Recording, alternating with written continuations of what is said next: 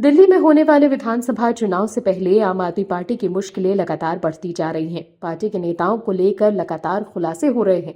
चुनाव जीतने के लिए अरविंद केजरीवाल एक के बाद एक चालें चल रहे हैं, जनता को फ्री का ऑफर दे रहे हैं। ऐसा लग रहा है जैसे अरविंद केजरीवाल चुनाव नहीं लड़ रहे, कोई कंपनी खोलकर सेल लगा रखी है। जनता को फ्री में ऑफर देकर ज्यादा से ज्यादा वोटर्स को अपने पक्ष में रखना चाहते हैं। लेकिन इस बीच केजरीवाल को सबसे बड़ा झटका लगा, जिसके बाद अब केजरीवाल भी तिल मिला गए हैं। केजरीवाल समझ गए हैं कि अब उनकी मुसीबत बढ़ने वाली है। यही वजह है कि वो अभी से परेशान नजर आ रहे हैं। दर्शकों, केजरीवाल के खिलाफ केंद्रीय जांच एजेंसी को सबसे बड़ा हथियार मिल गया है, जिससे अरविंद केजरीवाल के खिलाफ एक बार फिर से शिकंजा कस सकता है। क्या है खबर, बताते हैं आपको इस रिपोर्ट में। दरअसल दिल्ली चुनाव से ठीक पहले अरविंद केजरीवाल को बड़ा झटका लगा है। बीजेपी की अगुवाई वाली केंद्र सरकार ने आम आदमी पार्टी पर ऐसे हथियार से वार किया है जिसका असर चुनाव में दिख सकता है। जी हां, गृह मंत्रालय ने अरविंद केजरीवाल और मनीष सिसोदिया दोनों पर मुकदमा चलाने की मंजूरी दे दी है।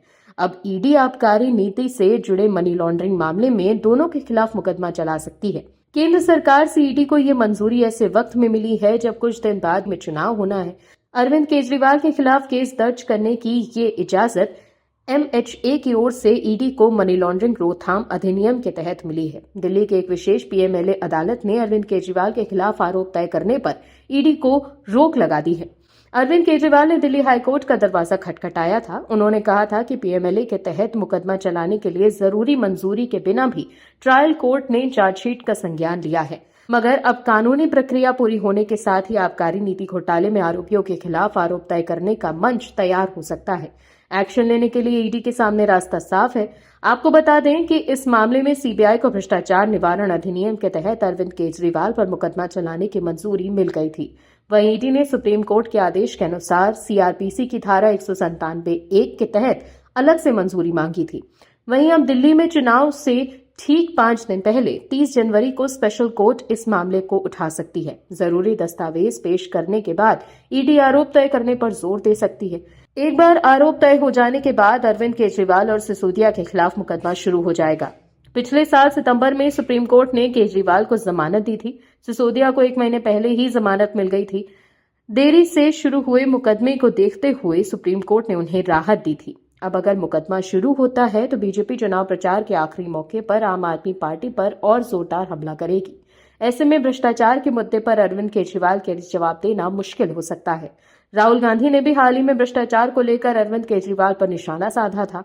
ऐसे में अब केजरीवाल चौतरफा घिर गए हैं। वहीं केंद्र द्वारा ईडी को कथित शराब घोटाले के मामले में उन पर और मनीष सिसोदिया पर मुकदमा चलाने की अनुमति दिए जाने के बाद केजरीवाल ने कहा कि वो दिल्ली विधानसभा चुनाव इसी तरह से लड़ रहे हैं। वहीं आम आदमी पार्टी ने अभियोजन पक्ष की टाइमिंग पर सवाल उठाते हुए कहा कि ये तब तय किया गया जब चुनाव नजदीक है। देश के इतिहास में ये पहला ऐसा मामला है जिसमें आपने अरविंद केजरीवाल और मनीष सिसोदिया को जेल में डाला है। दोनों को ट्रायल कोर्ट और यहां तक कि सुप्रीम कोर्ट से भी जमानत मिल गई है। 2 साल बाद आपने मुकदमा चलाने की मंजूरी दी और ये तब है जब चुनाव नजदीक है। उनका वही पुराना तरीका, झूठे मामले दर्ज करना और आम आदमी पार्टी के नेताओं को बदनाम करना। लेकिन अब जनता सब कुछ समझ चुकी है। Bureau report OMH news. आप दर्शकों से विनम्र निवेदन है कि चैनल को सब्सक्राइब जरूर करें